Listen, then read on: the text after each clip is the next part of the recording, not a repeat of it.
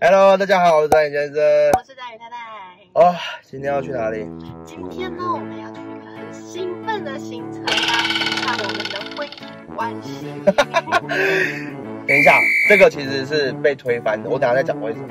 真的，我等一下再跟你讲为什么。就是因为这位呢变胖之后啊，他每天晚上睡觉打呼的这是常识，然后还会乱叫，我真的睡不着了。反正我就是被抓来睡眠诊所，然后其实我自己也蛮好奇，我不太知道睡眠诊所会提供什么样的一个治疗，不知道是药物呢，还是心灵呢，还是什么东西。其实我真的蛮好奇。我从咨询就蛮好奇的，他到底要怎么去知道这个状况？因为我不可能叫你当场睡给他看啊。对，然后打呼，他难道有工具吗？还是有什么方法？而且我好像除了打呼，还有一种叫做什么生理吗？还是梦遗，就是会不自主的会不自主的去叫。我们终于有时间来处理这个婚姻关系，要不然我觉得我真的很痛苦，我每天几乎都睡不好。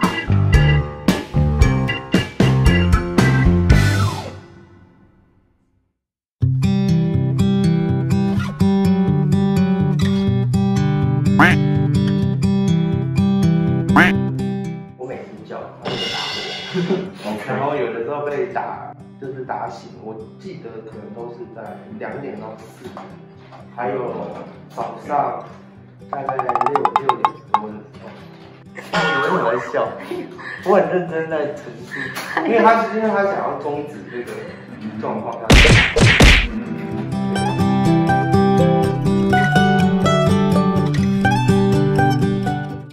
状况来讲，因为体重的增加，再加上有一些状况，其实会比较担心的是呼吸方面的问题。那节目期间，我不知道有没有听过叫睡眠所以那个状况会有2个，第一个大脑的功能开始下降，第二个状况是说，因为你睡着了，但是缺氧，所以身体就会极力的想要呼吸，把那个氧气这样带回来。有些人在这种状况会出现一些喊叫的动作，这有可能。但这个部分都变成说，可能要做一个睡眠检查，我们才有办法确定。我们已经结束这个睡眠诊所，那它其实就是很多科学的东西去判断一些状况，对不对？然后最后拿到了一个科学仪器，今天晚上要回家去测量整个睡眠状况，才可以确定是不是睡眠呼吸中止症。你听到有没有吓到？其实有我觉得有一点。你刚刚整个一出来是。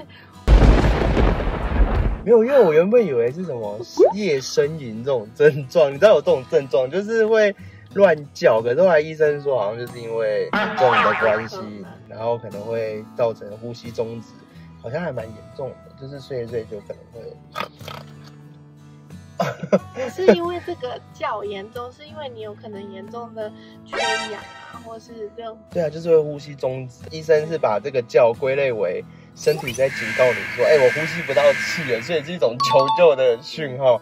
对，所以我们就拿到了这个，要回去监测我的状况。监测出来之后，就是觉得有一点不解吧，就觉得为什么变胖还要那么多的代价，就不能好好的吃吗？吃错了吗？真的要注意身体健康。如果你的另一半可能睡觉很常打呼，或者是会有一些这种怪叫的状况，其实我觉得大家可能也要注意一下，会不会有可能是睡眠呼吸中止？而且你严重一点，还会要到动手术手术开刀，而且恢复期也有可能是几年以上。所以蛮严重。对，不能小看身体给你的警讯。所以我今天晚上不能打你的，是不是？对，你不能打我，你会影响整个这个判读，好吗？是那个图睡一睡，你打下去，它可能原本很正常，你打下去，砰，这样跳下来。然后医生说你这睡觉怪怪的，怎么突然这样动一下？那我今天就不用睡啊，我不用睡啊。从这个心肺的耦合分析来看，呼吸中止状况的确有，而且严重到会影响到心脏跳动的次数，整个晚上大概出现91次。